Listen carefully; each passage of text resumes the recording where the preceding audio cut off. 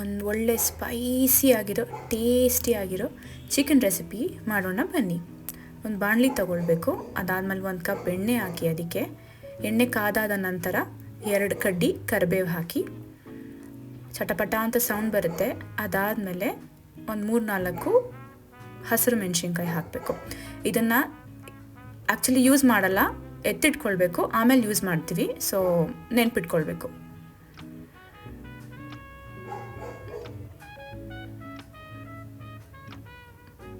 So ಮತ್ತೆ ಎಣ್ಣೆ ನಿಮ್ಗೆ ಶಾರ್ಟೇಜ್ ಏನಾದರೂ ಆಗಿದೆ ಅಂತ ಅಂದರೆ ಮತ್ತೆ ಎಣ್ಣೆ ಹಾಕ್ಕೊಳ್ಬೋದು.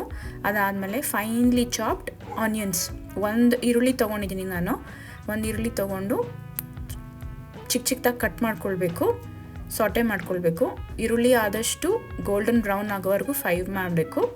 ಅದಾದ್ಮೇಲೆ ಮತ್ತೆ ನಾನು ಇಲ್ಲಿ ಗ್ರೀನ್ ಚಿಲ್ಲೀಸ್ ತೊಗೊಂಡಿದ್ದೀನಿ, 4-5 ಗ್ರೀನ್ ಚಿಲ್ಲೀಸು ಈ ಥರ ಸಣ್ಣದಾಗಿ ಕಟ್ ಮಾಡ್ಕೊಳ್ಬೇಕು. ಉದ್ದುದ ಕಟ್ ಮಾಡ್ಕೊಳ್ಬೋದು, ನಿಮ್ಮ ಅನುಕೂಲ.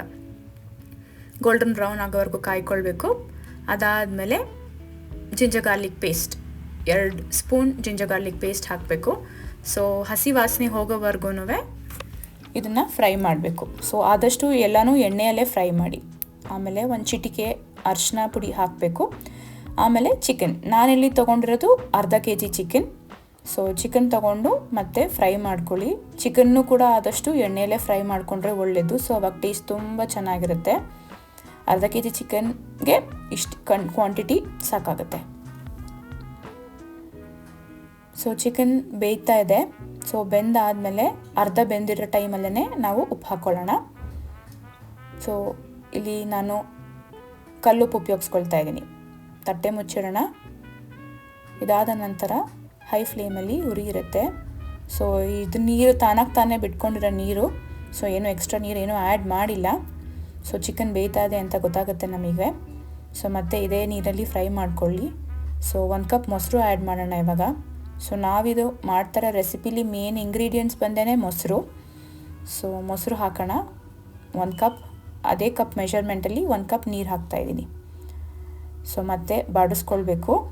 ಇವಾಗ ಸ್ವಲ್ಪ ಫ್ಲೇಮ್ನ ಹೈ ಮಾಡ್ಕೊಳ್ಳಿ. ಹೈ ಮಾಡಿಕೊಂಡು ಚೆನ್ನಾಗಿ ಕುದಿ ಹತ್ತಬೇಕು.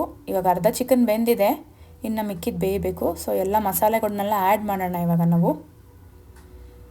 1 spoon red chilli powder add ಮಾಡ್ತಾಯಿದ್ದೀನಿ. 1 ಸ್ಪೂನ್ ಧನಿಯಾ ಪುಡಿ ಆ್ಯಡ್ ಮಾಡ್ತಾಯಿದ್ದೀನಿ. ಅರ್ಧ ಸ್ಪೂನ್ ಗರಂ ಮಸಾಲ ತಗೊಳ್ಳಿ. ಅರ್ಧ ಸ್ಪೂನ್ ಪೆಪ್ಪರ್ ಪೌಡರ್. ಸೊ ಇದನ್ನೆಲ್ಲ ಮಿಕ್ಸ್ ಮಾಡಬೇಕು. ಸೊ 4 ಐಟಮು, ಇದಕ್ಕಿನ್ನೂ ಜಾಸ್ತಿ ಇನ್ನೇನು ಬೇಡ, ಅಷ್ಟೇ. ಸೊ ಚೆನ್ನಾಗಿ ಫ್ರೈ ಆಗಬೇಕು ಚಿಕನು. ಎಲ್ಲ ಖಾರ ಇಟ್ಕೊಳ್ಬೇಕು ಚಿಕನಿಗೆ, ಉಪ್ಪು ಖಾರ ಎಲ್ಲನೂ. ಸೊ ಈ ಥರ ಎಣ್ಣೆ ಬಿಟ್ಕೊಳ್ಳುತ್ತೆ.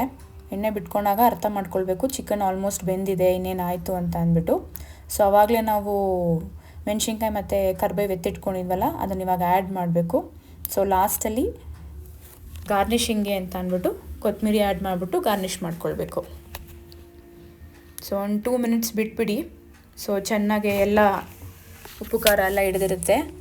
ಸೊ ಈ ಚಿಕನ್ ರೆಸಿಪಿ ಬಂದ್ಬಿಟ್ಟು ರೈಸಲ್ಲಿ ಊಟ ಮಾಡಿದ್ರೆ ತುಂಬ ಚೆನ್ನಾಗಿರುತ್ತೆ. ಇಲ್ಲಾಂದರೆ ನೀವು ಚಪಾತಿಲೂ ತಿನ್ಬೋದು, ರೊಟ್ಟಿಲೂ ತಿನ್ಬೋದು. ಸ್ವಲ್ಪ ಈರುಳ್ಳಿ ಹಾಕ್ಕೊಂಡು ಆ್ಯಡ್ ಮಾಡ್ಕೊಂಡು ತಿಂದರೆ ವಾವ್, ಟೇಸ್ಟೇ ಬೇರೆ. ನೀವು ಈ ರೆಸಿಪಿನ ಟ್ರೈ ಮಾಡಿಬಿಟ್ಟು ಕಮೆಂಟ್ ಸೆಕ್ಷನಲ್ಲಿ ಹೇಗಿತ್ತು ಅಂತ ಕಮೆಂಟ್ ಮಾಡಿ ತಿಳಿಸಿ. ಮರೀದೆ ಟ್ರೈ ಮಾಡಿ. Thank you.